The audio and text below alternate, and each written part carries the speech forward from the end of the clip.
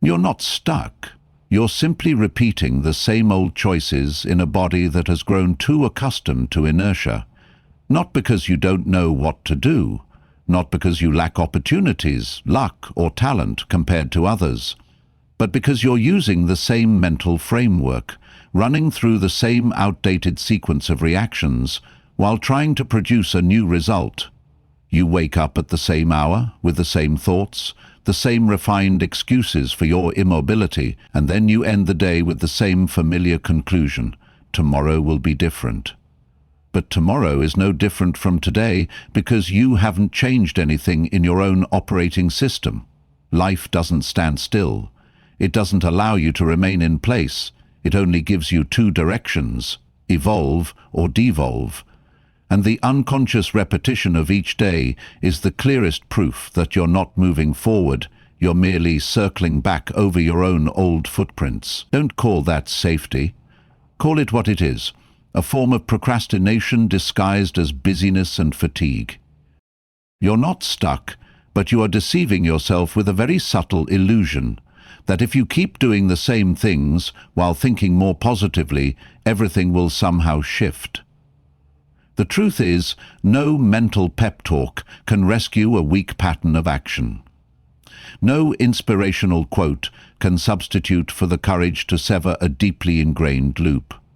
You don't need more motivation. You need one moment of enough honesty to look directly at your current lifestyle and accept that you are the one enabling this stagnation every single day through small decisions that seem harmless but accumulate into an identity.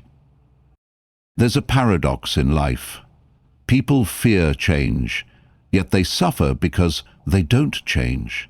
And so they stay trapped in a half-measure state, not decisive enough to move forward, not desperate enough to tear everything down and start over. That's exactly where you're standing.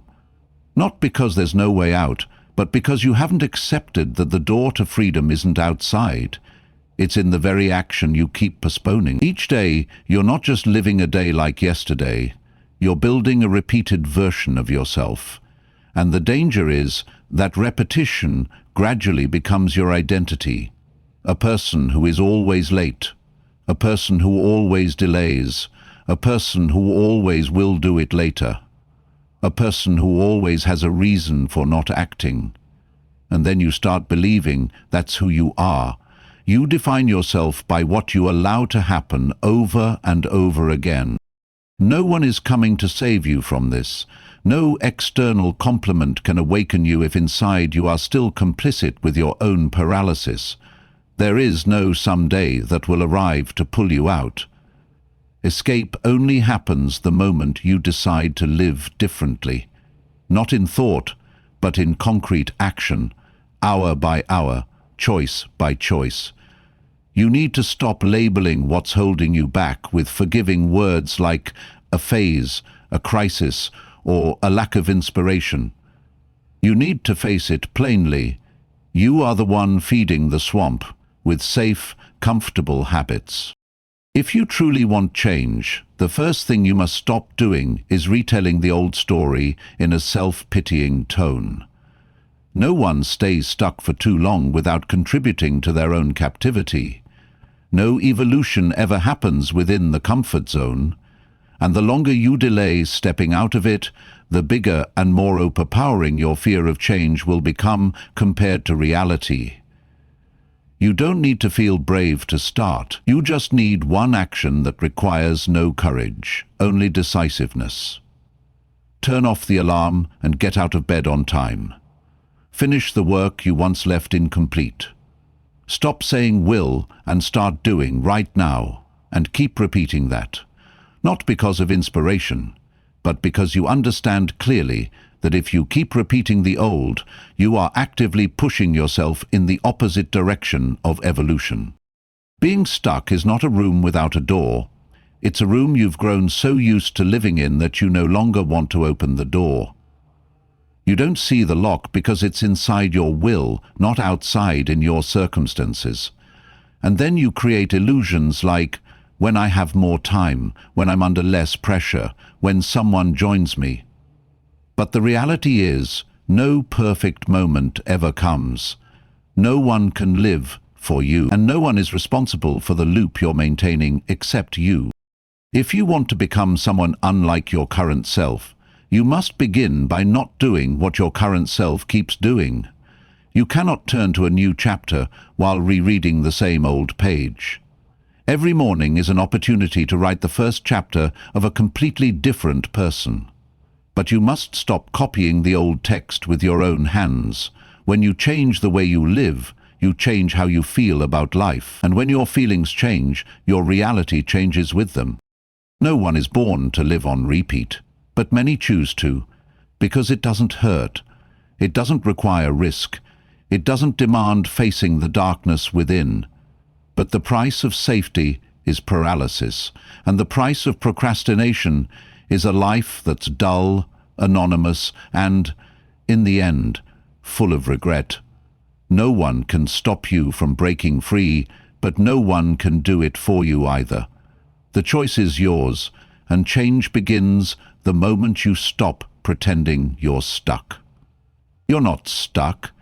You just haven't begun, and that's the only thing you need to face today. Every profound transformation begins with a silent yet decisive moment in the mind. The moment you declare, not to anyone else but to yourself, that the current version of you is no longer allowed to continue. No ceremony is needed, no public proclamation, no witnesses, only a quiet but irreversible decision. Change does not start with inspiration. It begins when you feel disgusted by what you are maintaining, when you can no longer tolerate sleeping through your own excuses. When you look at your habits, how you spend your time, how you treat your body, the looseness of your discipline, and you can no longer pretend that it's fine. That is when the shell cracks, and that is when you are forced to declare war on yourself. You do not need a noble reason to start. You only need to admit that if you keep going like this, you will no longer respect yourself. Every time you break a promise to yourself, you weaken the sacred link between will and action. You no longer trust yourself. You know you are lying when you write plans. You know your commitments are nothing more than beautiful lines written to satisfy the feeling of having done something. But you are not truly doing it, and that is what erodes your dignity. The decision to end the old version is not an impulsive act. It is a subtle act of self-defense. When your soul begins to speak, telling you that living like this any longer is betraying yourself, change does not require perfect circumstances. It only requires radical honesty. No more using a packed schedule to hide your aimlessness. No more using fatigue to justify a lack of discipline. No more using "I am healing" as an excuse to delay action. Everything that no longer serves you must be called by its true name. Old habits, old thinking, old reactions. And everything belonging to that old version must be stripped of its right to exist. It must be called unto full reality, and to the determination to unhold the right to exist. Even if it once helped you survive, it cannot help you grow. There are things you must be grateful for, but still let go of, and there are parts of you that should not follow you for even one more day. What prevents people from transforming is not that they are not strong enough, but that they are still sparing the old self. They still grieve for a version that was wrong. They still compromise with the fear of losing what is familiar. But that familiarity does not give you life. It only keeps you from dying. And living without moving toward meaning is no different from being a shadow repeating mechanical breaths. No one can live for you. No one can decide to end your old self but you. This is not abandonment. This is the courage to close a chapter you have read for far too long, even though you already know every single line by heart. The postponement of change is often disguised cleverly. It wears the clothing of calm, of waiting for the right time, of what is called slow growth. But sometimes it is simply cowardice wearing a reasonable mask. No one needs you to be perfect tomorrow, but you are not allowed to continue being a faded copy of yourself for even one more day. Do not romanticize the journey of change. Start where you stand with a non-negotiable decision. I end this version starting today. No intense emotions are required, no hitting rock bottom, no tragedy to awaken you. You have the right to begin from awareness, without pain as a prerequisite for action. Every minute you delay that decision, the old version is strengthening its position. It uses laziness to bind you. It uses familiarity to lull you. It makes you believe that it's not so bad, and that thought itself is the strongest sedative you've ever taken.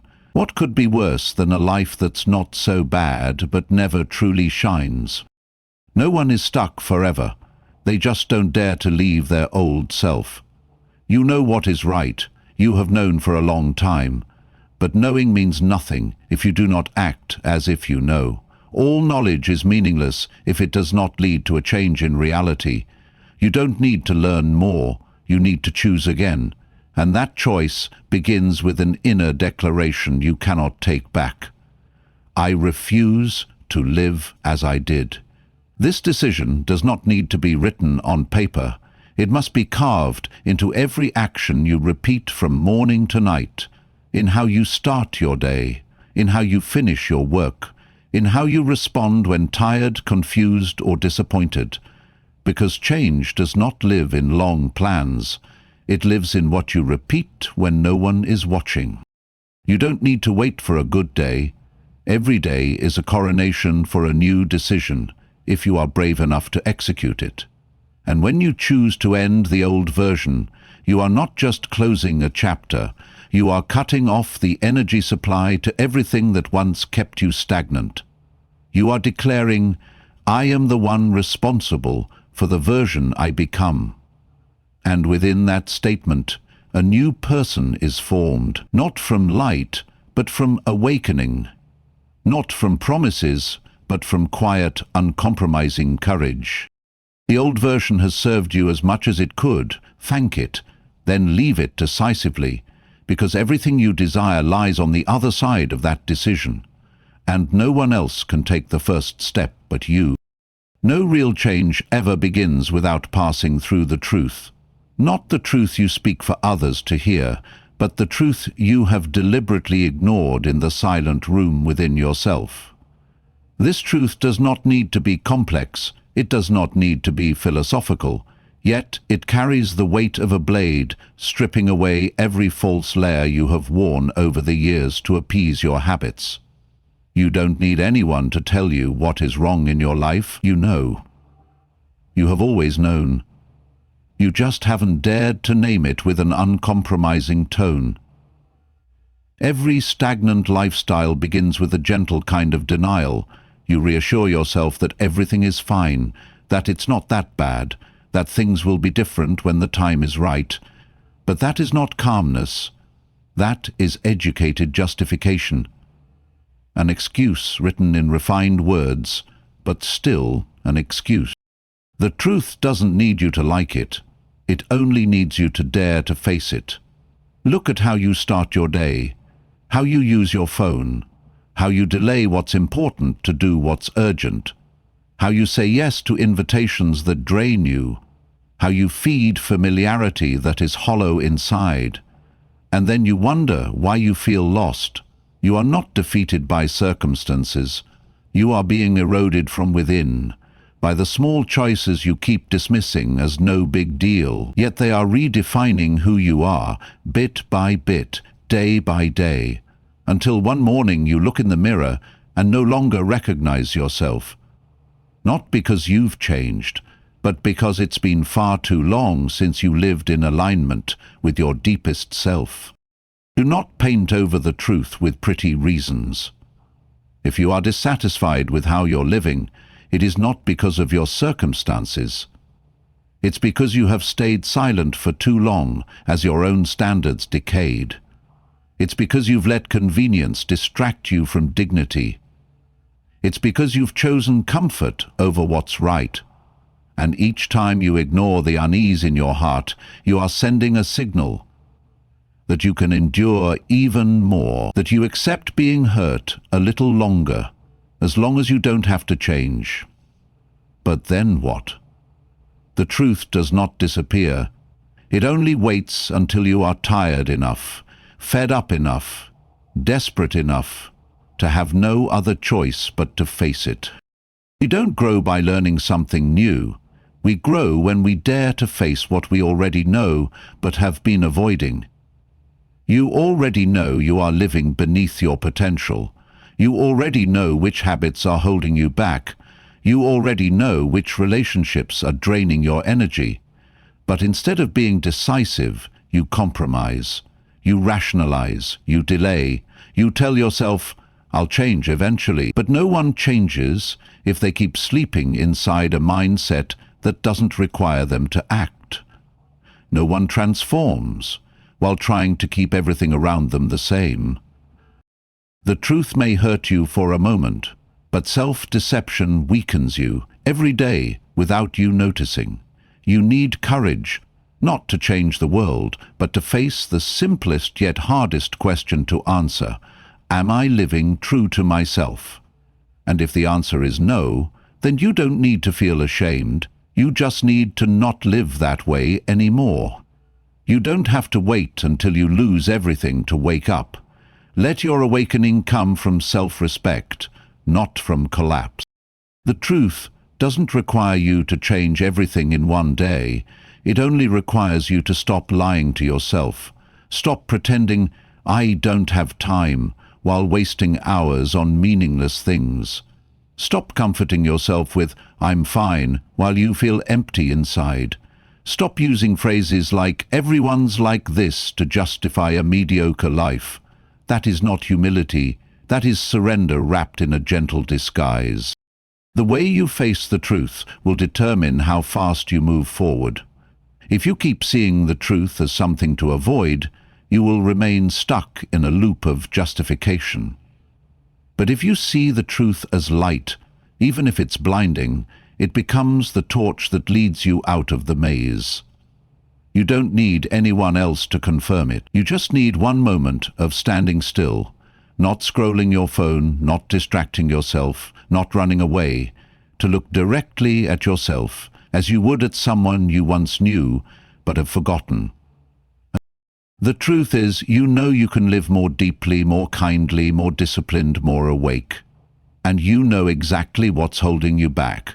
Not circumstances, not the past, but the very moments you allow yourself to fall back into old patterns just for short-term feelings.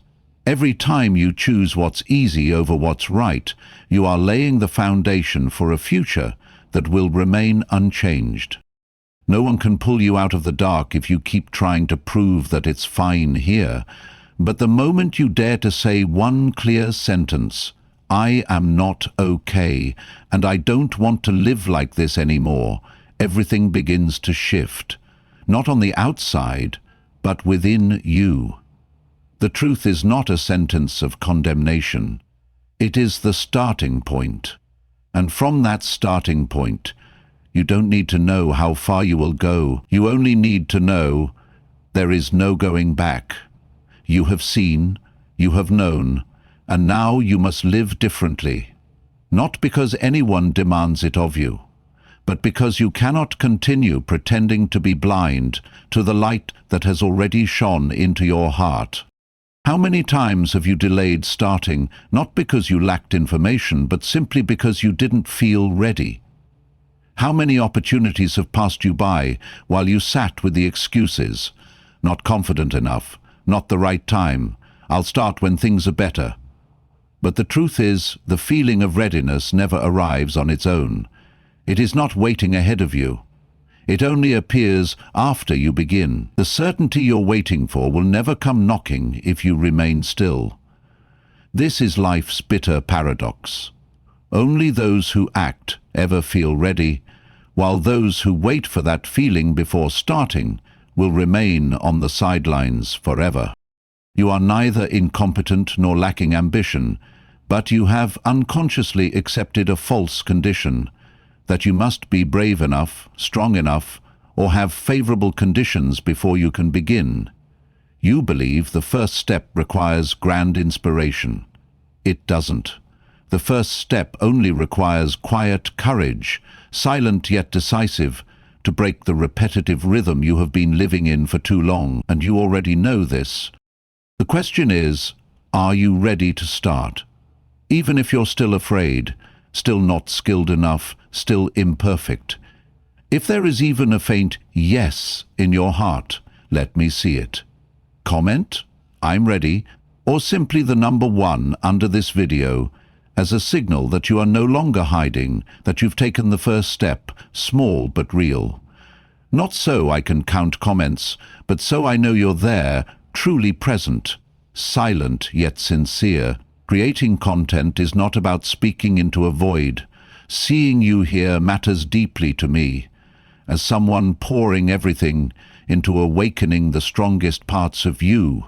Thank you for being here and for listening with your whole heart.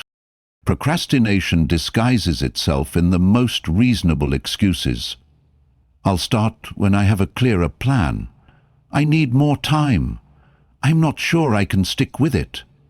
But all procrastination leads to the same outcome. You don't move forward, and time, whether you use it or not, will pass anyway. What's frightening is not whether you start early or late, but that you don't start at all and settle for a dull life you never truly desired. The world doesn't belong to the best. It belongs to those who dare to act before they're ready, those who let fear sit in the back seat but still drive straight toward their dreams, those who know they're incomplete but refuse to let that stop them from moving forward. They are not perfect, but they start. And in the very process of acting, they become different. You are the same. If you wait for the perfect moment to live in alignment with your aspirations, you are wasting a lifetime. Don't mistake imperfection for lack of worth. You have been enough since the moment you started feeling uneasy about your old way of living. You have been enough since the moment you still cared whether you were wasting time. You have been enough since you dared to look directly at what disappointed you about yourself, and you could no longer ignore it.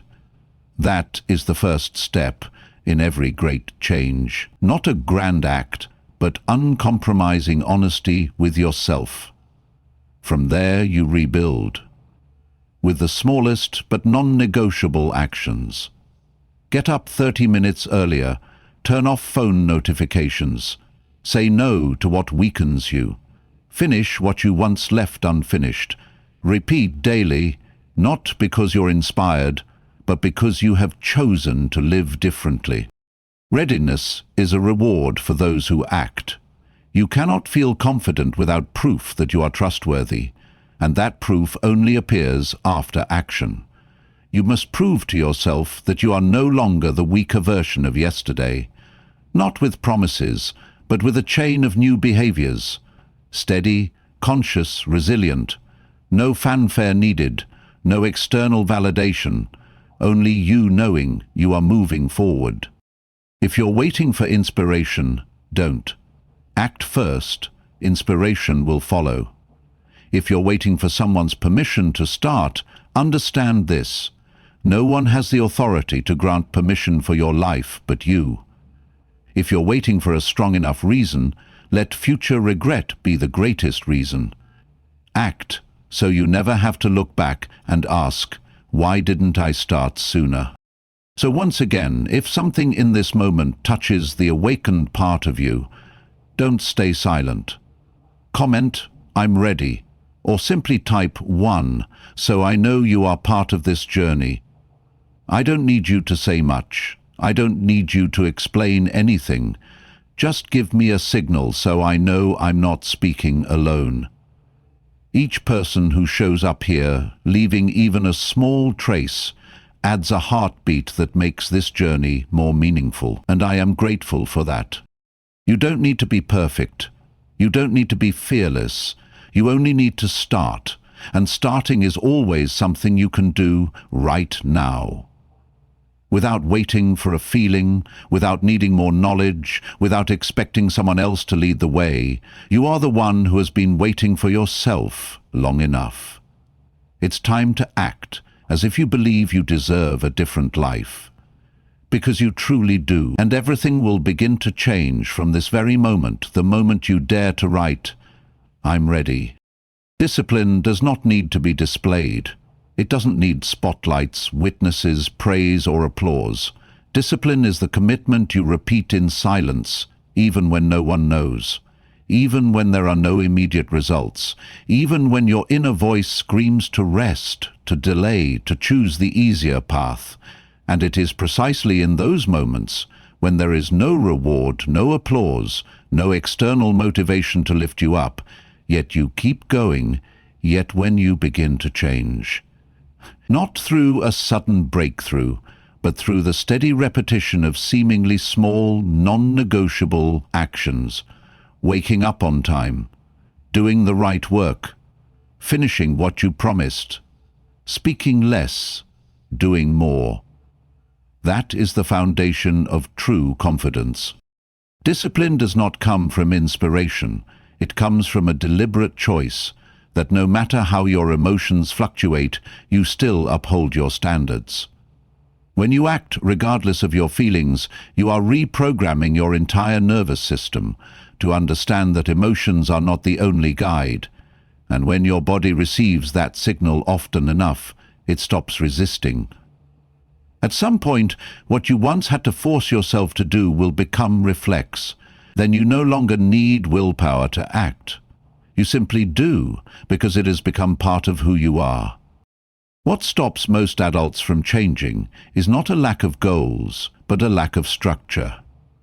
They know what they need to do, but they act according to daily emotions, and emotions are unreliable. Some days you feel energized and get everything done. Some days you want to quit. If you rely only on emotions to act, your life will be like a rudderless ship, full of starts, full of interruptions, full of disappointment. Discipline is the rudder of that ship. It keeps the course when waves rise. It maintains speed when the engine weakens. It sustains belief when nothing outside proves you're on the right path. And that is why disciplined people often have inner peace. They don't need certainty to act. They act to create certainty. Discipline is not pressure. It is the structure that frees you from inner chaos. When you have no system, you waste energy every day deciding things that should already be fixed. Should I wake up early today? Should not be a question. Should I finish the assignment, the task, the goal? Should not depend on your mood.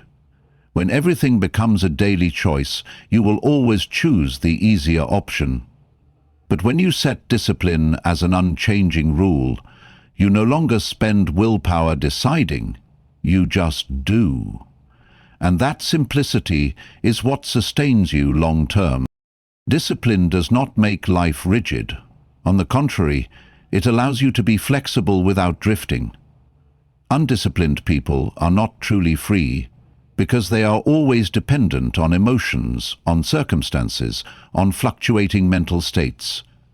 Disciplined people are the ones truly in control, not because they control everything, but because they control themselves. They don't need the world's support to move forward. They don't need perfect psychological weather to begin. They only need to know what is right and repeat it long enough for it to reshape who they are. Lasting change does not come from short-term effort. It comes from silent loyalty to the right actions. You don't need to be excellent every day. You just need to avoid making quitting a habit. You may fail one morning, one workout, one plan, but discipline will bring you back faster than inspiration ever could. Discipline is forgiveness paired with commitment. It is how you say, "I failed, but I will not turn it into a reason to stop." And each time you do that, you strengthen the belief that you are someone you can trust, at least to yourself. Discipline does not strip away your identity. It rebirths the identity you want to become. When you repeat the right actions, you are not just building habits, you are rewriting your identity. Each time you keep your word to yourself, you send a signal to your own mind: I do not betray what I say. And when those signals are repeated often enough, you no longer see discipline as a burden. You see it as a natural part of you, a part you cherish, because it makes you proud. Discipline is not for the perfect. It is for those who are sick of living by impulse, by excuses, by the old cycle. It is for those who do not want to look back and regret that I knew, but I didn't act. It is for those who understand clearly, if I don't work hard now, I will suffer longer later, and they choose commitment, silent yet unyielding, to turn each day into a step forward, not another aimless loop. From the outside, disciplined people may seem rigid, but from the inside, they have something rare: clarity. They know who they are, they know where they want to go, and they don't need anyone to push them to keep their word. That clarity is the greatest reward of discipline, not money, not fame, not admiration, but the serenity you feel when you go to bed knowing today you lived right, and tomorrow you will do the same. Not because you have to, but because you've chosen to, and you no longer want to live any other way. A bad day is not a sentence. It does not define you, nor does it have the power to destroy the journey you've worked so hard to build. But if you allow it to nest in your mind, replay in your thoughts, and spill over into your actions, then you are the one enabling that collapse. Every journey has its ups and downs, and having a day where you veer off track, lose rhythm, feel tired or fail is not unusual. What is unusual and dangerous is when you tie your identity to those unpleasant moments and use them as a reason to abandon your long-term commitment. A bad day is not a life gone wrong. It is merely a curve on a long road, not the conclusion. What kills progress is not the mistake itself, but the guilt that comes with it. You make a mistake, feel disappointed, start believing maybe you're not good enough, not strong enough, not disciplined enough. Then you use that emotion to justify further letting go, turning one off day into a lost week, a wasted month, and eventually a life where you can't even pinpoint when you gave up. But if you understand that each day is an independent unit, you won't let yesterday drag you into today. You have the right to start again, no matter what you missed, as long as you choose not to turn a small failure into a big reason to quit. Sustainability doesn't come from perfection, it comes from the ability to bounce back quickly. Strong people are not those who never fall, but those who shorten the time between a stumble and their next steady step. The faster you return, the more momentum you create, and confidence comes from that too, from seeing yourself stand up more often than you see yourself succeed. It is in those moments when you act while tired, disappointed, or disoriented that you build the most enduring identity, that of a consistent person. An unproductive day does not mean you are useless. A wrong decision does not mean you lack ability. A single act of procrastination does not mean you lack discipline. But if you use them as evidence against yourself, you will unconsciously program your brain to register a distorted identity. Stay alert. Emotions are real, but they are not the truth. How you respond to them is what shapes the person you will become. Don't throw away your health plan over one wrong meal. Don't abandon your entire work system over one lazy day. Don't conclude you are untrustworthy because of one broken promise. That is the trap of toxic perfectionism, where you either do everything flawlessly or do nothing at all. Real growth is the ability to accept imperfection and still move forward. You don't have to always be right to be worthy. You only need enough courage to keep going each time you slip off course. The journey is not measured by the number of perfect days, but by the number of times you return after falling off track. Picture a sturdy bridge, built brick by brick, each day a brick.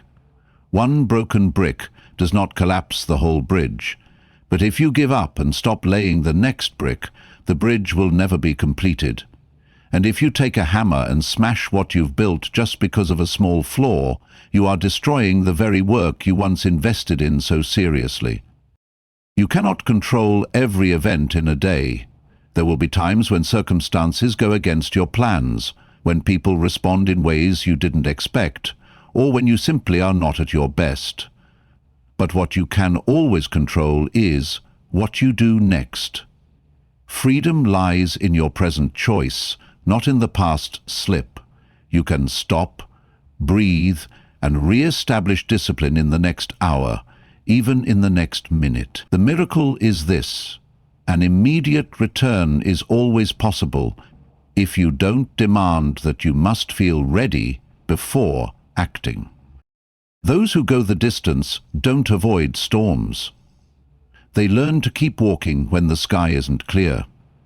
Sometimes that step is small, just tidying your desk, writing one line in your plan, standing up to walk instead of lying there in self-blame.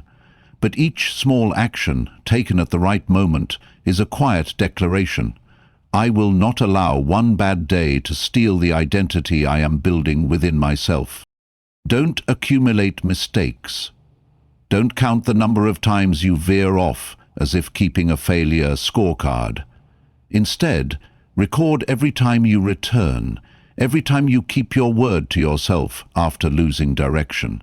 That is what should be counted, because it reflects true evolution. Each time you come back, you are rewriting your brain's program, that you are someone you can rely on. And over time, you will no longer fear being wrong, because you know that even if you fail, you can still return. The bad day is just a small slice of the bigger picture. Don't let one dark spot become the dominant color. Don't allow a moment to make you forget your goal. And don't let what has happened dictate what you still have the power to choose. When you understand that yesterday has ended and today is a new opportunity, you will stop punishing yourself with self-blame and start acting again with self-respect. That is how sustainable journeys continue. Not through perfection, but through unwavering commitment. A bad habit doesn't start with resistance. It starts with ease. A little procrastination, a moment of letting something slide, a small nod to temptation, and then they weave together into a chain of behaviors quietly shaping who you are. The danger doesn't lie in the strength of the habit itself, but in the way you ignore it when it's still weak, until it grows strong enough to steal your control. Every time you know you're doing something wrong, but do it anyway. You're not just repeating an action, you're signing an invisible agreement with your own decline. There are things you repeat every day, not because you don't know they're harmful, but because you haven't felt enough pain to change. You keep curling up with your phone for far too long, staying up late for no reason, saying, "I'll do it tomorrow," to things you know need to be done today. You justify it with, "Everyone does it." You call it relaxation, necessary, or not the right time yet, but the very things you haven't faced are the ones quietly pulling you backward. Not enemies, not the world, not circumstances, but the unconscious repetition of behaviors you already know are wrong. The irony is this: you don't have to do anything dramatic to fail. Just keep putting off one thing you need to do. Keep breaking small promises to yourself. Keep ignoring one inner warning. Every day you miss the chance to correct course, the bad habit becomes more deeply embedded in your nervous system, turning into the familiar path your brain chooses by default. The longer it stays, the less you notice you're living by the old program. And when you drop your guard, that very bad habit will become your personality, a version of you that you never intended to become. No one collapses overnight. Every downward slide starts small, An unchecked behavior is a message you send to yourself that you accept living below your potential, and when you send that message often enough, you stop believing in yourself.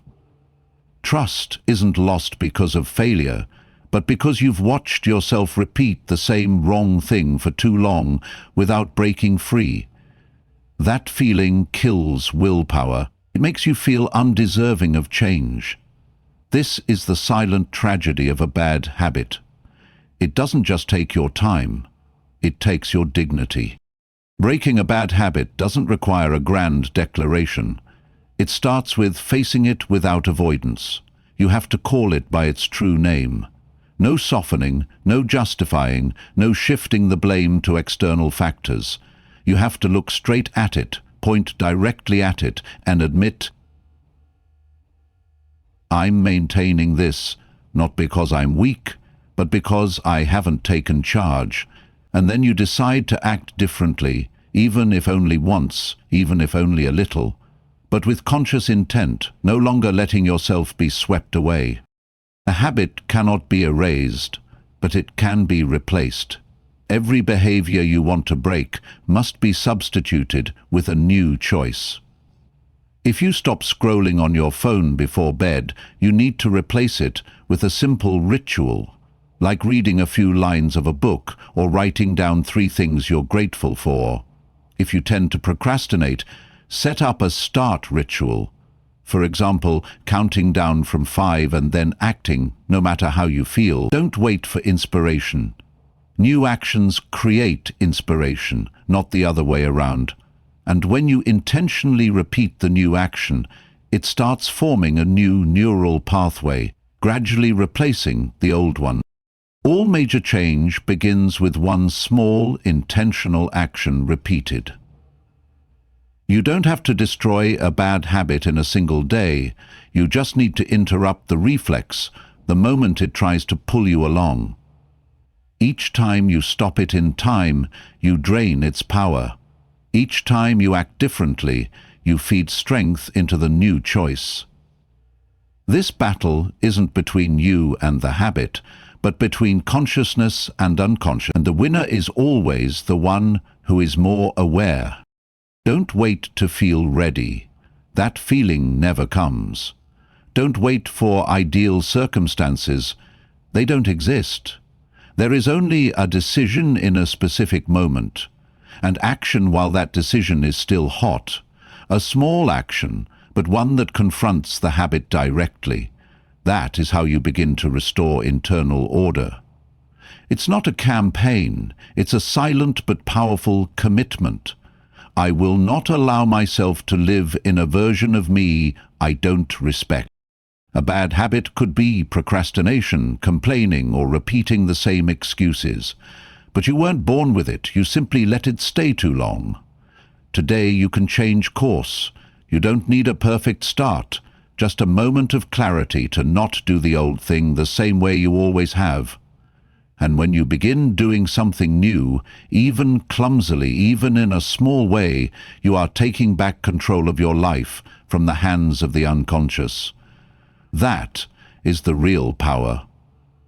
And it always begins with the first action, looking straight at the bad habit you've been ignoring and choosing not to let it win anymore. The greatest cost is not what you've lost, but what you could have had, yet will never touch. Every time you compromise with procrastination, every time you turn a blind eye to a weak decision, every time you refuse to act, even though you know exactly what needs to be done, you are not just losing time, you are trading away a potential version of yourself you will never meet. The problem is not that you don't know what to do. The problem is that you are not serious enough to recognize the price you are paying for doing nothing. And the hardest truth to swallow is this: you are paying with your life. Nothing destroys a person faster than the feeling of knowing you could be more, but never reaching it. It is a slow self-betrayal, a crack you can't see in a day or two, but one that erodes your inner trust in the quietest way. You know you are living on repeat, you know you're standing still, you know exactly what is dragging you down. but you keep ignoring it, hoping that if you just wait a little longer, things will change. No, they won't. Not unless you change first. You may have traded focus for comfortable distraction, traded the chance to build discipline for a few hours of meaningless entertainment, traded the ability to go further for short-term comfort.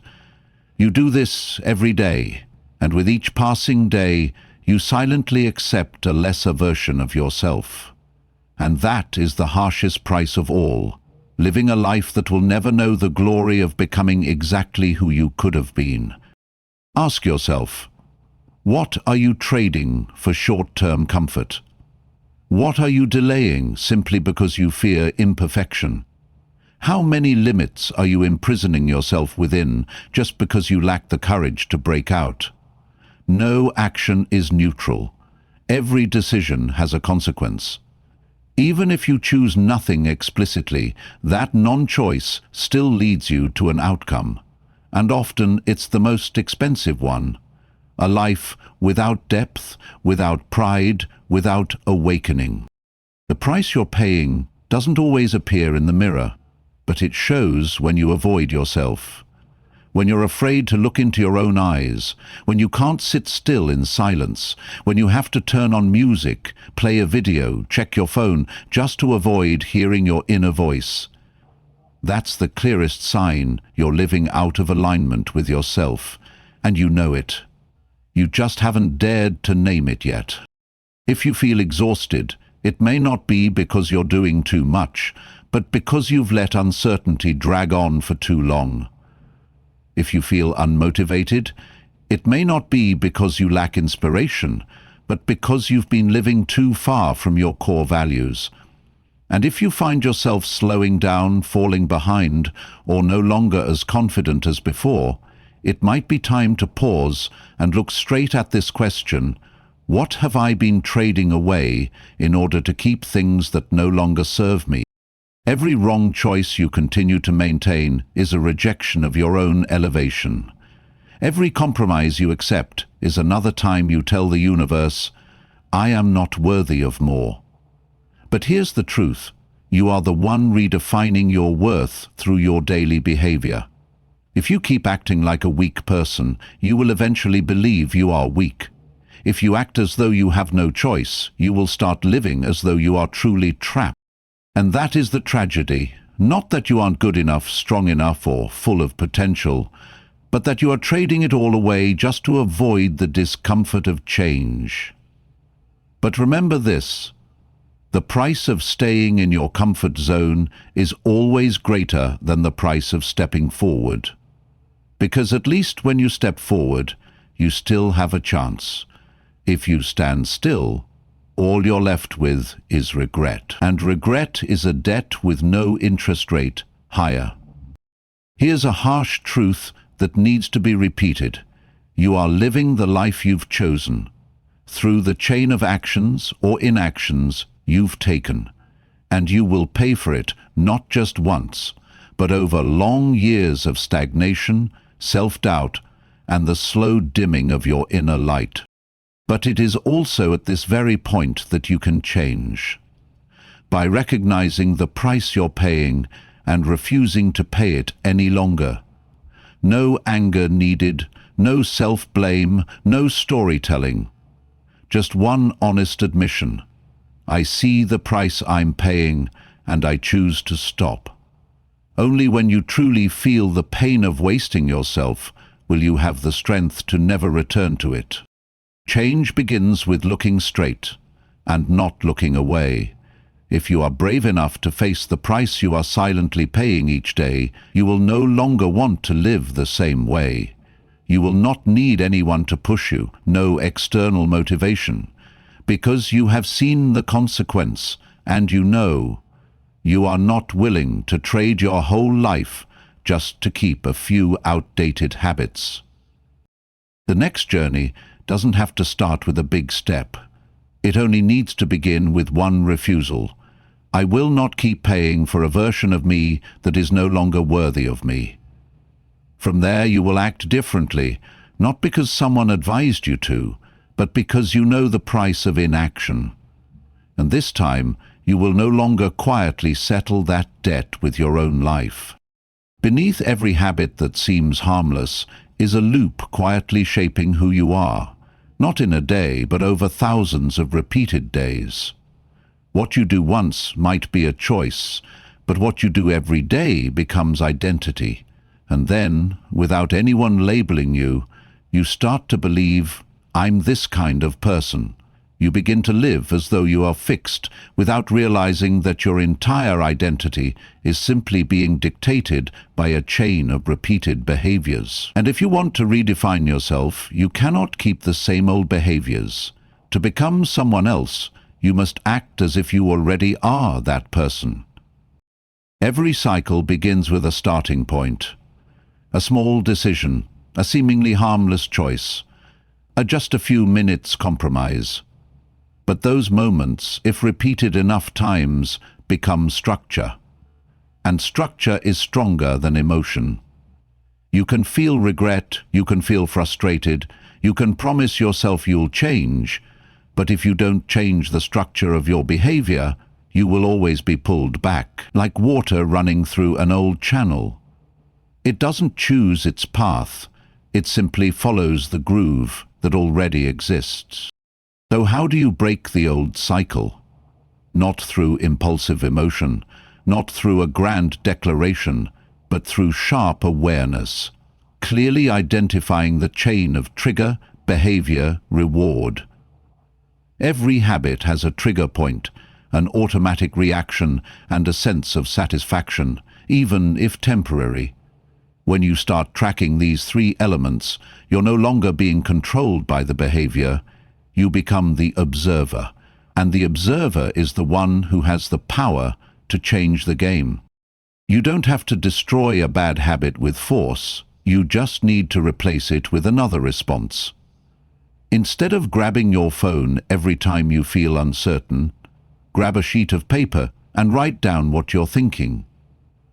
Instead of eating mindlessly whenever you're stressed, take a 5-minute silent walk.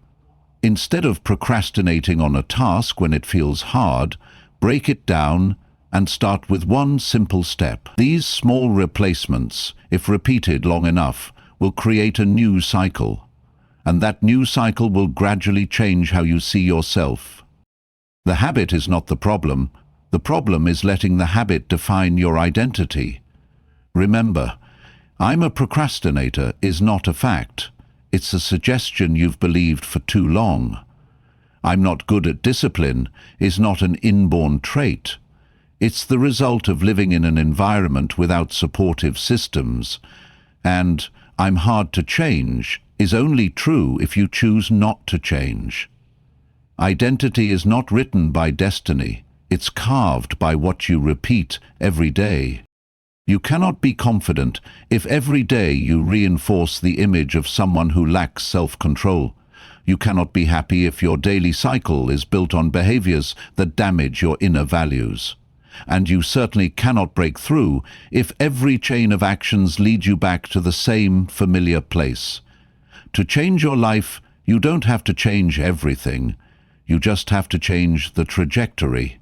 One small change, repeated enough times, will cause your path to shift.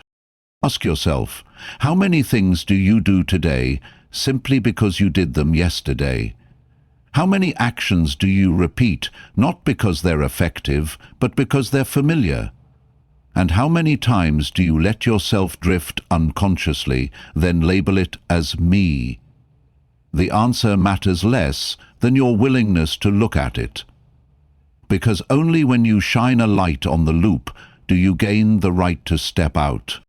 Freedom doesn't come from fleeting inspiration. Freedom comes from the ability to break old reflexes and create conscious responses. Every time you choose a new behavior, even for just a second, you are rewriting yourself. And if you repeat that long enough, others will see you differently. But more importantly, you'll begin to see yourself as an entirely new person. Not because you've achieved something grand, but because you're living in a different way. True discipline doesn't start from forcing yourself to act. It starts from choosing a new way to define yourself. And to do that, you don't need a massive revolution. You just need to say no at the right time and yes to the right thing. You just need to stop an old behavior before it triggers and replace it with a conscious choice. You just need to do the right thing, not once, but many times. Enough for the new action to become instinct. The old cycle doesn't disappear on its own, but it weakens every time you refuse to feed it. Each day you choose a new action, you are wearing down the old groove. Every time you move past temptation and keep your promise to yourself, you are adding another piece to the new identity. And those small pieces will fuse together into a completely different person. Someone who no longer lives by reflex, but lives as the one who sets direction. When you start acting like the person you want to become, you are not just changing habits, you are creating a new identity. And when that new identity is solid enough, all your behaviors will automatically adjust to match it. You won't have to consciously control every detail anymore, because your internal operating system has changed. Change is not something you do once. Change is what you repeat until you no longer have to try. And to do that, you only need to start with one question. Does this action reinforce the person I want to become? If the answer is no, stop. If it's yes, repeat it. That is how the old cycle is broken. And it is also how a new person is formed. Fear is not the enemy, it is the map. Wherever you feel fear, that is where you are standing at the edge of your old self. And crossing that edge is where the new version of you is formed. But most people have learned to avoid instead of confront. They wait until they are ready. They wait until they feel confident, until they have enough skill, until someone guarantees they won't fail, and so they never begin. Because readiness never comes on its own. You cannot think your way there. You can only step toward it, trembling but conscious. Think back to the last time you overcame something that scared you. It wasn't when you weren't shaking, it was when you were shaking and did it anyway. It was the moment you sat down for the interview with an empty stomach, the moment you told someone the truth, not knowing what the consequence would be, the moment you decided to apply, make the call, raise your hand, or start over, even though your whole body wanted to retreat. Those moments are the real proof of growth. Not because you won, but because you didn't run away. The brave are not without fear. They simply do not let fear decide the course of their life. Some people avoid difficulty their whole life just because they want to wait a little longer. But waiting is not a strategy. It is the mind's delay mechanism when faced with the unknown. And the unknown always makes us feel small. But you don't have to do everything perfectly. You just have to keep moving without retreating. No one learns to swim from the shore. No one learns leadership from theory. No one learns courage from the comfort zone. The first step is always clumsy, but that is exactly why it matters. You will never feel enough, but you must be honest enough to act while you are not enough. If you keep waiting until you are no longer afraid before you act, you will carry with you a far greater regret. Fear is a signal, not a prohibition. It signals you are leaving your old pattern. It is proof that you are no longer standing still. Everything worthwhile, from love to career to inner transformation, begins with an uncertain action. Some fears can only be dissolved through presence. You cannot analyze your way through a panic. You must step in, stay, breathe with it, and walk through it as if walking through a dark room. The light does not come from outside, it comes from within you when you choose not to run.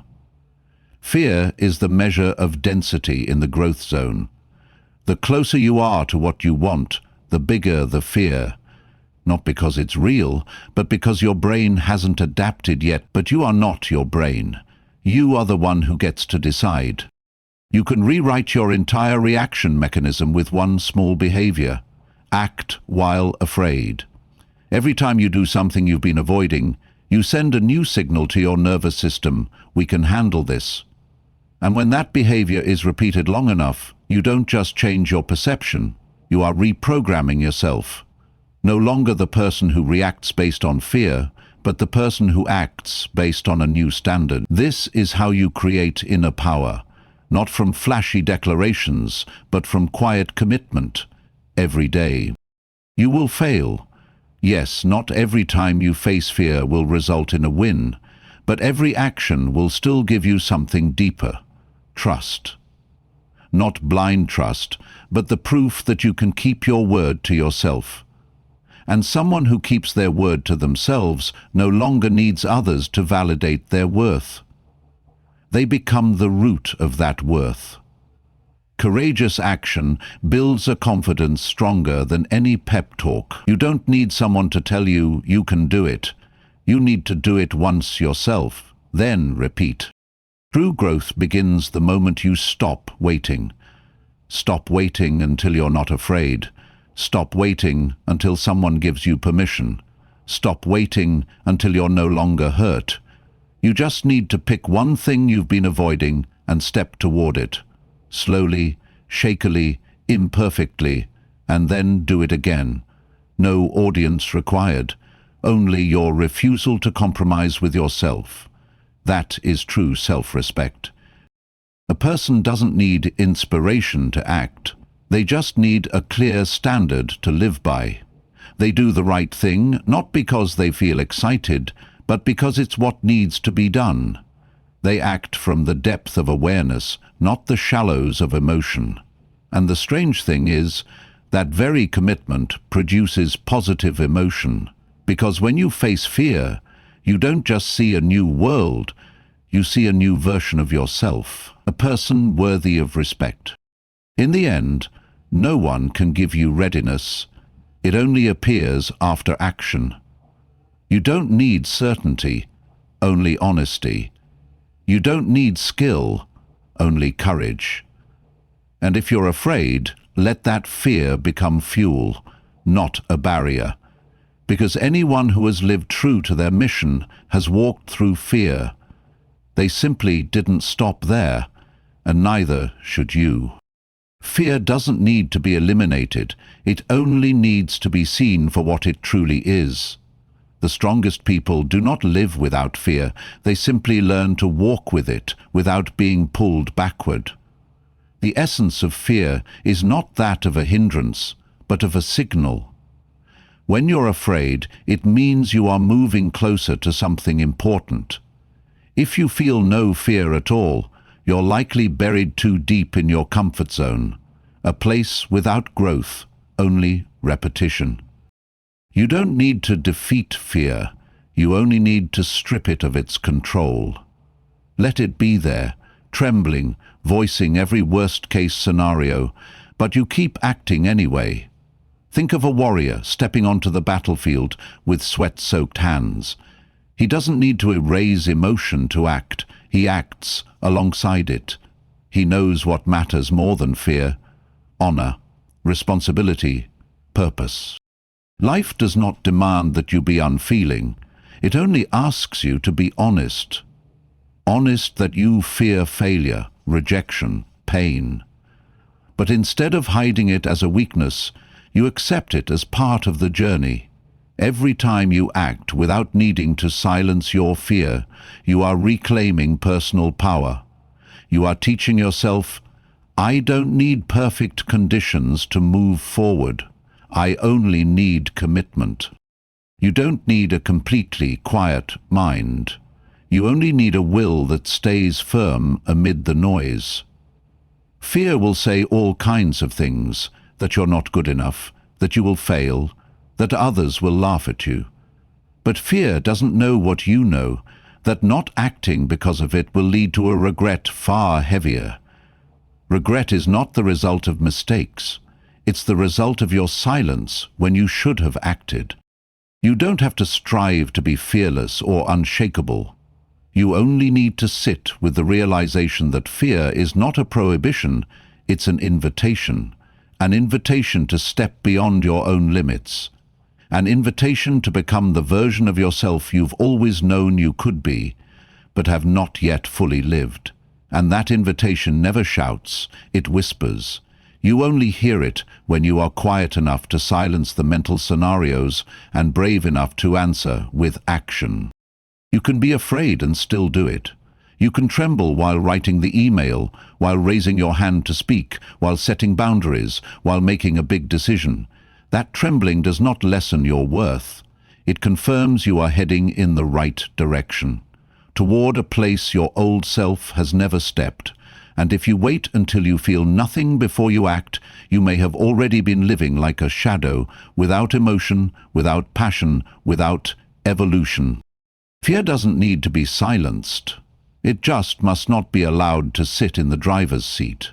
You can let it ride in the passenger seat, let it come along, but you are still the one steering. Think of every action you've postponed because you thought, I need more time to prepare. The truth is, you've been trying to negotiate with fear, and fear is an expert negotiator. It will always win if you wait. But if you decide based on what you know is right, not what feels comfortable, you are creating a new identity, the identity of someone who is trustworthy to themselves. Everything great in life passes through fear. True love begins when you dare to be vulnerable. A true career begins when you dare to fail. Life truly begins when you dare to let go of what's familiar. And each time you do that, no matter how small, you are becoming the operator of your own life. You are living with awareness, not just reacting. You don't need to erase emotions. Let them be there like a wave you can see, but not be swept away by. When you realize you can walk through fear without being consumed by it, you begin to redefine your own limits. You begin to see that emotions are the guests and action is the host, and the host does not need the guest's permission to live in truth. You don't need to be braver tomorrow. You only need to be more honest today, honest that you are still afraid, but unwilling to let fear be the reason you delay what matters. The difference between those who go far and those who stand still is not who fears less, but who acts more while still afraid, and you can be that person. No need for perfection, no need to be fearless, only the resolve not to give up. In the end, strength doesn't lie in silencing every voice in your head. It lies in acting, even while those voices are screaming. That is real courage, and that is the person you, deep down, are striving to be, not someone without fear, but someone who is not commanded by it, someone who lives fully, lives authentically, and lives by what's right, even while their legs are still shaking. In everything you do, there is always a voice accompanying it, not from anyone else, but from yourself. It is the silent, constant dialogue, repeating so often that you forget it is directing your emotions, decisions, and even your beliefs. You are not exhausted because of the work. You are exhausted because of the negative dialogue inside that makes everything feel heavier. You have not lost motivation. You are simply being worn down by the repeated lines. I'm not good enough. I'll probably fail again. They must think I'm terrible. The voice in your head is the architect of your destiny. If it constantly criticizes, belittles, and denies your self-worth, then you won't even need anyone out there to stop you. You will stop yourself. What drags you down is not reality itself, but the version of reality created by the toxic whispers in your mind. And the danger is that you have become so used to it that you believe it is the truth. But the truth never paralyzes you. It makes you face it, adjust, and move forward. The negative whisper only makes you shrink back, doubt yourself, delay action, and live inside a shell. If you truly want to change your life, You cannot keep talking to yourself like an enemy. No one can live in peace if every morning they wake up to being silently insulted by their own mind. Look closely. The words you are saying to yourself, would you have the courage to say them to someone else? If the answer is no, then why do you allow them to exist in your own mind every day? You cannot stop a negative thought from appearing, but you can stop it from taking root. Like a guest knocking at your door, you have the right not to invite them in. When the voice in your head starts whispering, "You're not good enough," you can choose not to react, not to agree, and not to continue that story. You are not the one creating the noise in your head. You are the one who chooses whether to listen to it and reinforce it. And only when you take back this control will you truly be free. Start rebuilding your inner conversation. You don't need fake words, and you don't need to convince yourself that you are perfect. Just be honest, but also full of compassion. Instead of saying, "I'm so stupid," say, "I just made a mistake, but I'm learning to correct it." Instead of "I always fail," say, "I have failed before, but I've never given up." The words you choose are the fuel for your mind. Choose the ones that help you move forward, not the ones that pour fuel on the fire of self-doubt. Your life does not change because others treat you differently. It changes when you treat yourself differently. When you pause to observe and intervene in your inner dialogue, you are reclaiming your power. You don't need anyone's approval. You approve of yourself. You don't need anyone's permission. You give yourself permission to move forward. And that small change in words will create a big change in your life. Your mind is not your enemy. It just hasn't been trained. It repeats what it has heard from the past, from others, from old failures, from the days you were not supported. But today, you can start teaching it anew, with patience and discipline. Every time it repeats an old line, you replace it with a new one. Every time it tries to pull you down, you say, "No, I choose not to believe that anymore." Not to pretend to be optimistic, but to rebuild the truth, a truth not distorted by old pain. You don't need to completely eliminate every negative conversation. You just need to stop being a victim of it. Every time you hear a voice that belittles you, imagine you are speaking to a child inside you who was once abandoned. That child doesn't need more punishment.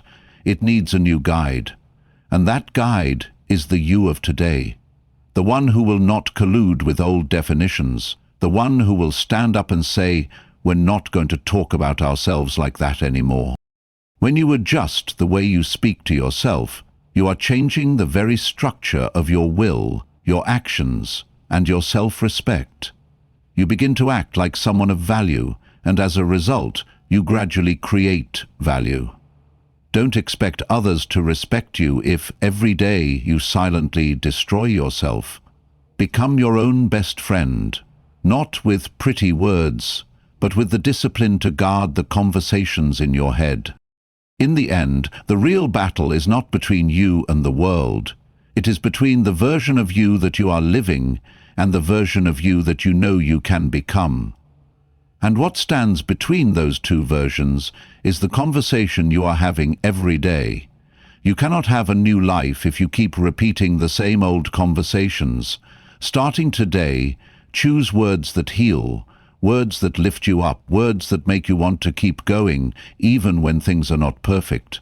That is not lying, that is leadership, and you are the first person you need to lead with your own language. In a world where actions are judged, words are scrutinized, and even silence is interpreted in countless ways, there is one place where you have full control: the way you speak to yourself. Inner words are not meaningless noise. They are the bricks that form the fortress of the mind. Every phrase you repeat in your head, even in a whisper, is a choice, to build or to destroy.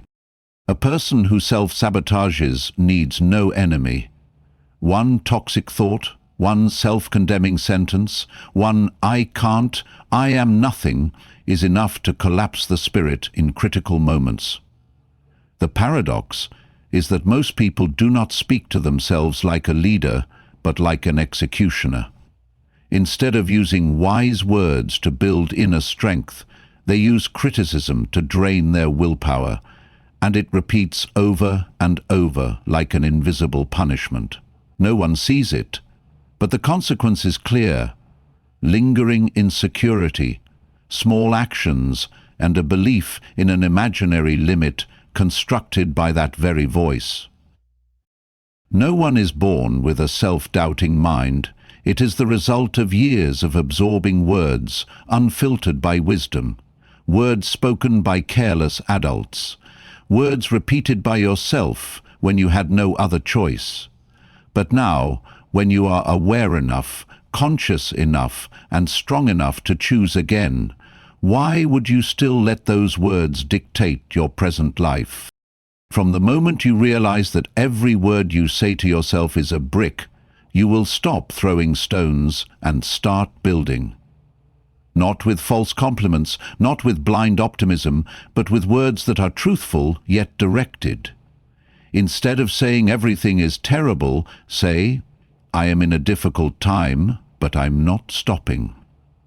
Instead of "I can't change," say, "I haven't learned how yet, but I am learning." The difference is subtle, but one side traps you, the other keeps you moving. Builders understand that every word is an instruction for the next action.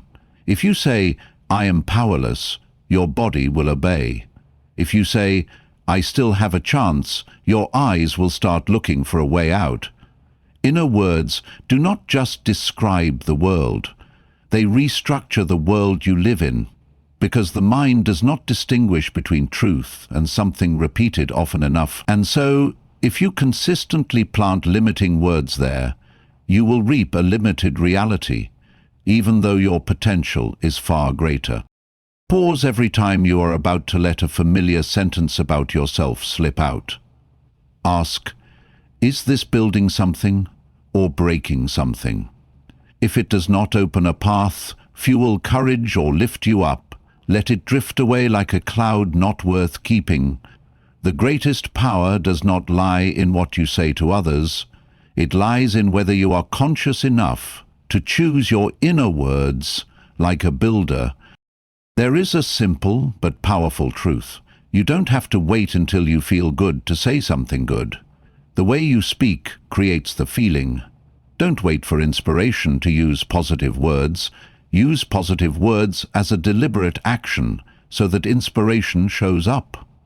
Successful people, those who have endured adversity, do not always have a peaceful inner world. But they practice speaking to themselves in ways that help them move forward, not turn back. Do not think you must be perfect to deserve encouragement. Even when you fail, make mistakes, or feel scattered, it is exactly then that you need to hear a steady voice from within, not to assign blame, but to guide. Say, "I am learning how to deal with this." That's all. No bravado, no dramatizing, just choosing words that help you take the next step without paying the price of your self-respect. You cannot control every circumstance, but you can absolutely control what you tell yourself about that circumstance. And this is what determines whether you stand firm or collapse. A soldier does not fall from the first bullet, but from the voice in his head saying, "I won't make it." In contrast, an inner leader can stand firm in chaos with just a whisper. "We are not done here." Take time to observe the content of your daily inner conversation. Is it reflecting the truth, or replaying an old memory that no longer fits? Is it helping you rise, or silently pulling you back to the comfort zone? You are the only one who will live with yourself for life. If that relationship is not healthy, then no matter how successful you are outside, inside you will still be trapped in an invisible prison. From today, speak like a guide. Choose words like a builder. Do not lower your dreams because of a few familiar, reflexive phrases. Be both subtle and strict with the words you use. Because your life is not built on instant results, but on every single word you choose to walk with each day. You don't need to change the whole world. Just change the way you speak to yourself. And from there, the world will reflect back a new person. One who not only speaks well, but lives deeply, resiliently and steadfastly from within. There is one small yet profoundly decisive factor in the journey of inner growth, the ability to say no at the right time. Many people think that maturity is about learning new skills, reading more books, and becoming more capable. But sometimes maturity is when you can say a very simple word, no, without feeling like a bad person, without feeling selfish, without feeling like you're breaking a relationship, without feeling the need to compensate or over-explain. Simply no, because it is the right thing for you. So many people are living someone else's life simply because they don't dare to say no. They don't dare to decline an invitation they have no desire to attend. They don't dare to refuse extra work when they are already exhausted. They don't dare to turn down a meaningless meeting just because they fear making someone upset. Yet every time you say yes when your heart is screaming no, you are betraying yourself. Every time you prioritize others while ignoring your own limits, you are quietly draining your energy, self-respect, and inner clarity. Learning to say no is a subtle transformation where you no longer seek others' approval as if it were oxygen. It's the moment you realize you were not born to please everyone. You were born to live in alignment with your own energy and values. And that means sometimes you won't be liked, but you will be respected, and more importantly, you will begin to respect yourself. No does not mean opposition. It does not mean closing your heart. It does not mean selfishness. No is simply a conscious choice to keep your energy from being scattered meaninglessly. It is how you protect your mental space so you can focus on what truly matters. It is how you teach others how to treat you, with respect and without assumption. Those who don't know how to say no will forever be stuck between guilt and false obligation. They are often the ones who apologize for things that don't require an apology. They live in the blurry zone between agreement and refusal, leaving both the world and themselves unsure where the boundaries truly lie. And in that confusion, self-respect is eroded bit by bit. When you cannot define where no is, others will never know when they have crossed the line with you. And decline a call when you need quiet space. Say no to an invitation when you know you don't have the energy. Turn down a request for help when you must prioritize yourself. Every time you say a clear no without feeling the need to apologize, you are reprogramming your brain to consciously prioritize yourself. This is how you build an emotional immune system, one where you are no longer easily pulled by the sense of spiritual indebtedness to others. You cannot live your life saying yes to the world but no to yourself, because eventually your body will react, your mind will grow weary, and you will find yourself sitting in the mess created by being nice, only to realize no one truly values you if you do not value yourself first. Stop apologizing when you need to protect your boundaries. You don't have to say, "I'm sorry, I can't." You can say, "Right now, I need to prioritize something else." You don't need extra justifications to defend your choice. You only need clarity, self-respect, and a heart no longer bound by the fear of losing others' affection. Saying no does not destroy genuine relationships. On the contrary, it filters out toxic ones, those that only exist through one-sided compromise. Those who truly love you will understand when you need space. They will respect you when you are honest about your limits. And that is the foundation for lasting connection, not the attachment disguised as false kindness. You do not need to do everything to prove you are a good person. Do what is right for your energy, your rhythm, and your intuition. Remember, every time you say no, you are saying yes to something more important: your inner peace, emotional health, and trust in yourself. From today, practice saying no as an act of self-respect. Gentle yet firm, calm yet clear, without anger, without justification, just with honesty about how you feel. Every time you do so, you are rewriting the definition of kindness, not as doing everything to be accepted, but as doing what is true to your own being. Because ultimately you are not here to serve the expectations of others. You are here to live a life with boundaries, with focus, with self-respect. And that begins with one very simple yet immensely powerful word: no. Pain does not come to break you. It comes to teach you how to rise with greater strength and purpose. Yet most of us have been programmed to see pain as a punishment, as something to avoid, as a stain to hide. Because of that perspective, you carry pain as a burden, instead of turning it into fuel for your transformation. You cannot change the past, but you have full authority over how you choose to tell it, either as a tragedy that drags you down, or as the opening chapter of your rebirth. When you stop straining to hide your pain, you begin to learn how to hold it as a tool for refining your inner self. Every pain carries a message about what you need to release, about the limits you have been living within, and about a new version of yourself you are being invited to become. If you continue to treat pain as an enemy, you will live in constant battle and defense. But if you are brave enough to listen, you will see that pain has no intention of harming you. It is only pushing you to move.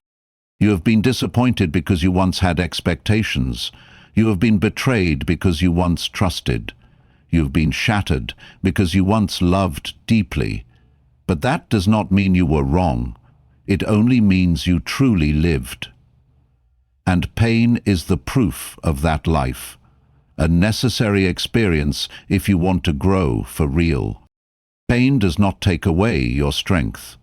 It only takes away the illusions of what you thought you controlled. And in that empty space, if you are courageous enough to stand still, you will start to hear the call from deep within that you were not born to break, but to rebuild. No one enters true strength through an easy path. People only step into real resilience when they have walked through the dark without losing their inner light. Look back at the times you were in the deepest pain. Those were also the moments you were the most authentic. No masks, no efforts to prove, no hiding behind pretending to be fine, only you. Raw, vulnerable, but also at your deepest. That is the golden moment to see yourself clearly, to redefine what truly matters, to decide you will never live the same way again. Pain is not the end.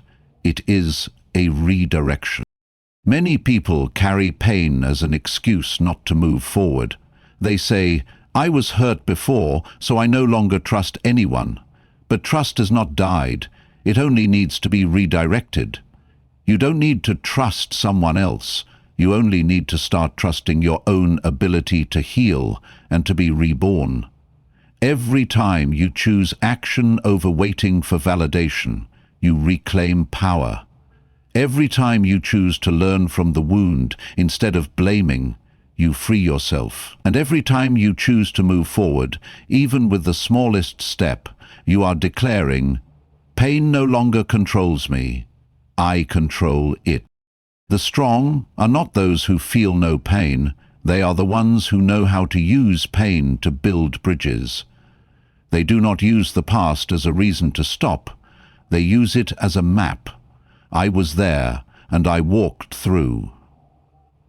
Every small action you take while in pain is a silent declaration to yourself that you are worthy of healing, that you can choose another direction, and that you are building a stronger version of yourself from the very rubble. When you no longer fear pain, you become dangerous, because you are not easily manipulated by emotions. You are not paralyzed by rejection. You do not need the world to be comfortable before you can stand up. You create your own strength from within, a strength no one can take away. Do not wear pain as a medal for suffering. Use it as fuel for evolution. Let what you have been through be not just a sad memory, but a wise resource that helps you make different decisions. Let the wounds teach you how to build boundaries, how to choose rightly, and most importantly, how to love yourself unconditionally. From this day forward, you can look back at everything that once brought you to tears and smile. Not because you have forgotten, but because you have risen above it. And you know this: if you have walked through that much pain, nothing can stop you now, not because you are numb, but because you have learned how to turn pain into wisdom. And that is a power no one can give you, except yourself. No one truly listens when you explain. They only look to see whether you can actually do what you say. In a world where words are as cheap as air, action is the only thing that still holds value. You can say you are changing, trying, moving towards something better.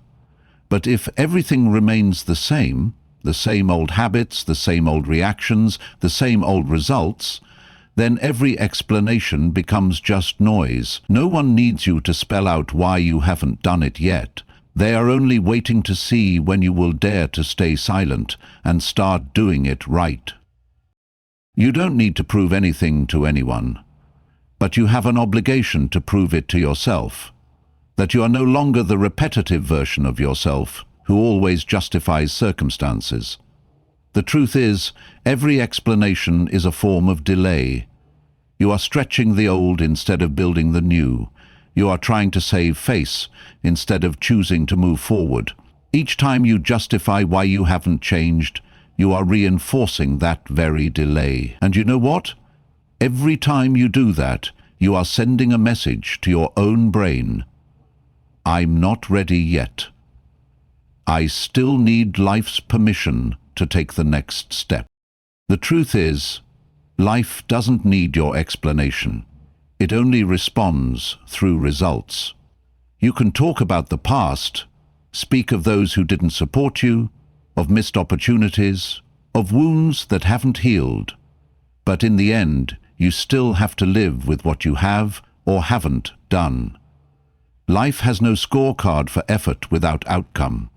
It only measures by what you create, complete, and bring into reality. And the fewer words, the clearer it becomes what you truly want. People often think that explaining will earn them sympathy, acceptance.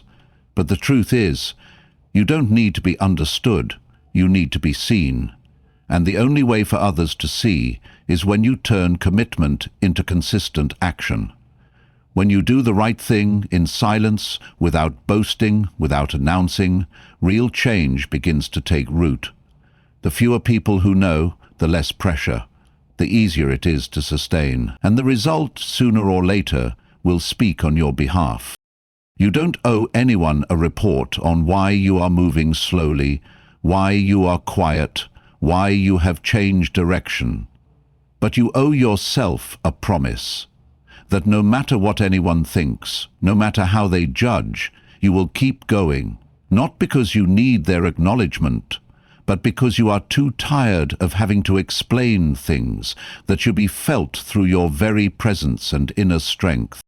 Those who are truly strong don't talk much, they don't preach, they don't need to justify. They let their lives be the speech. Every act they do, every limit they surpass, every time they rise again, is the answer to every question. They don't need to say, "I'm fine." Others can feel it through the way they walk, the way they behave, the way they remain unmoved by the lack of outside recognition. To get there, you need to learn one skill: stop explaining. Watch yourself. How many times a day do you justify why you delay, why you haven't started, why you're not ready? Each time you do, you give yourself permission to step back. Replace it with a new reflex: silence, deep breath, action. Don't give yourself the chance to negotiate with your commitment. Let every action be a silent declaration. I don't need to be understood. I need to be proven. When you live like this, you enter an entirely different state. No longer a slave to praise or the gaze of judgment. No longer controlled by the need for sympathy. You become the one who defines yourself, not through words, but through the energy you live with. And in that very moment, you begin to attract those who don't need explanations, because they see clearly who you are through the way you live. No speeches, no promises. Only a presence that is clear, strong, and undeniable. Silence is not withdrawal. Silence is the strategy of someone who no longer needs to be accepted. Results are the only language that cannot be distorted. Results are the only proof that cannot be argued. And results only appear when you stop explaining and start acting with clarity that comes from within. So stop telling. Start building. Let each day pass not as a speech, but as a chapter of evolution. And you don't need to say another word, because the change you create will say it all. When you begin to change your life, there will be no drums, no audience, no one standing along the road clapping for you. There will be no congratulations, no attentive eyes. In fact, what you might receive could be indifference or even doubt. But you must keep going, not for anyone else, for yourself, because you are the one who will have to live with the results of the choices you make today.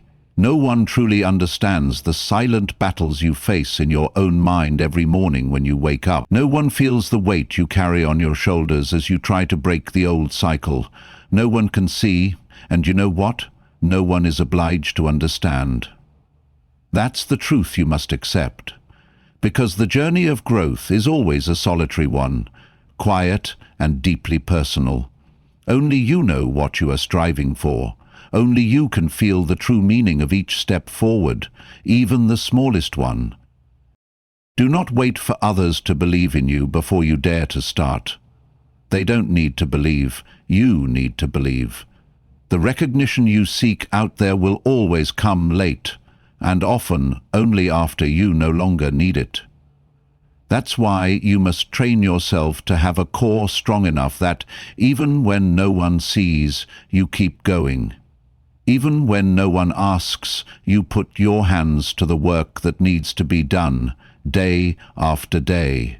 Your commitment cannot be defined by the emotions of others. It is only proven when you choose to continue, in silence, in solitude, and even in moments when no one believes you can do it. There will be days you wake up and realize no one mentions you. No one cares how hard you're trying. No one knows what you have turned down, what temptations you have overcome. But that does not make the effort any less valuable. It is precisely in those unseen moments that your character is forged. It is when no one checks in on you that you learn to check in on yourself.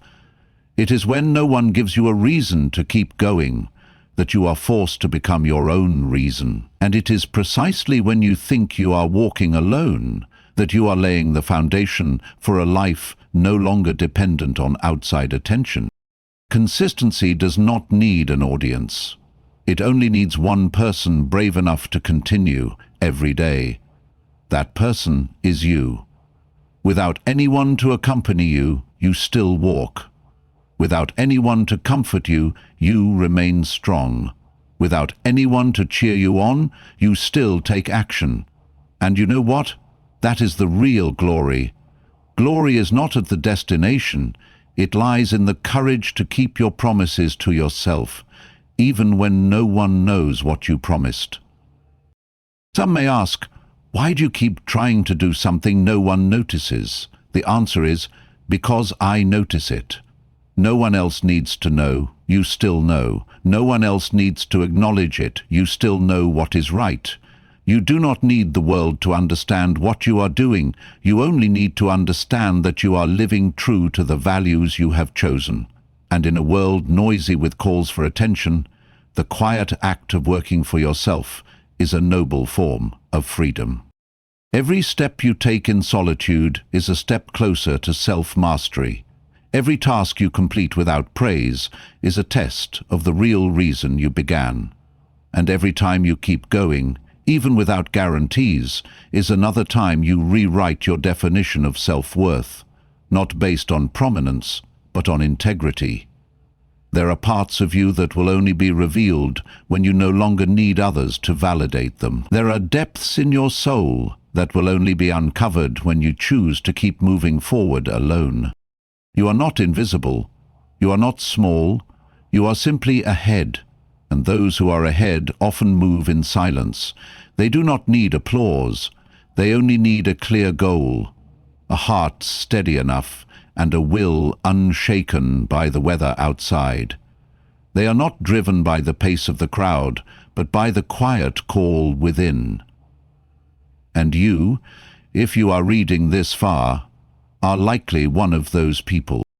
Believe that solitude is not a sign of failure, but proof that you are diving deep into real transformation.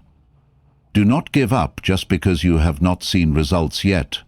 Do not turn back just because no one has recognized you yet.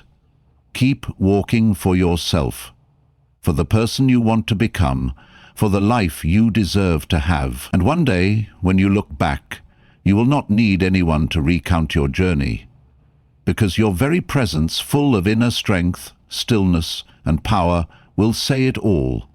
No applause needed, only the truth. And the truth is, you did not give up, even when no one cared. And that, exactly that, is what makes you worthy. Time is never truly lost, but you can drop it minute by minute, in moments of procrastination, in meaningless conversations, in aimless scrolling, in temporary choices repeated so often they become a permanent way of life. You are not lacking time. You just haven't truly reclaimed the right to own it. Every day still has 24 hours for everyone, the successful, the lost, the rising, and the ones who have given up. The problem is not in the number. The problem lies in how you decide to use that number to keep writing your destiny. The journey of owning your destiny doesn't begin with grand plans or long-term strategies.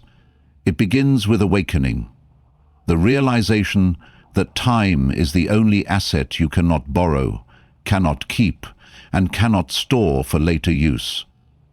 Awakening to the fact that every minute you spend in aimlessness is a minute you pay for with opportunity, with mental health, with confidence, with a part of yourself that has yet to grow. When you do not choose, time still flows.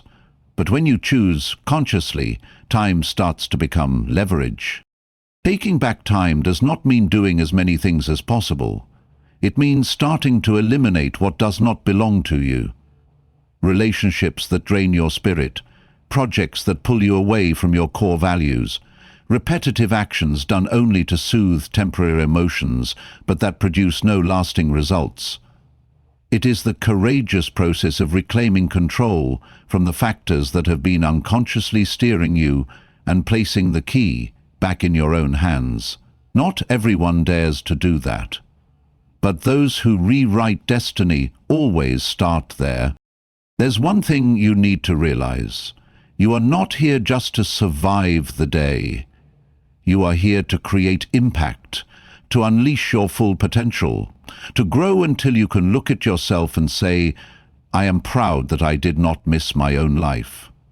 And to reach that, you must learn to turn time into a purposeful flow, not a flood that sweeps you away in unconsciousness. Each morning, you have a new opportunity to decide who today will belong to, you or procrastination, You or temporary temptation? You or outdated memories that no longer fit the person you are becoming? Owning destiny is not about waiting for perfect conditions. It is the art of making decisions under imperfect conditions, and making them faster, more precisely, more consciously, every day. The more decisively you act, the more time obeys you. The more you delay, the more time turns you into its victim. No one can steal your life unless you hand it over without awareness. And no one can rewrite the story you are living unless you start by controlling each small hour in your day. From one small action, waking up 30 minutes earlier. From one small choice, not checking your phone in the first 2 hours of the morning. From one small decision, spending 1 hour each day learning something you know will change your position a year from now. Those small things, repeated, become a large structure, where destiny is no longer a game of luck, but the result programmed by your own discipline. That is how you take back time. That is how you take back your life. Control over destiny does not come from knowing what will happen. It comes from knowing exactly who is responsible for every minute passing. You don't have to be perfect, you just have to be honest with yourself. You may have wasted much time in the past, but the moment you become aware of it is also the moment you can turn the whole game around. Because with just one decisive choice, one deep enough change, you will see yourself no longer chasing after time, but leading it. And the most beautiful part is, you don't have to change your whole life. You just have to change today, then repeat that tomorrow. Each day is an update. Each choice is a new line of code, rewriting the program of destiny. You already have everything you need. The only thing you are missing is the decision to act right now. And when you do, you won't just take back time. You will take back yourself. And nothing is more powerful than a person who owns themselves in every minute of life. Because then, destiny is no longer a question, but the answer you write yourself with your very life.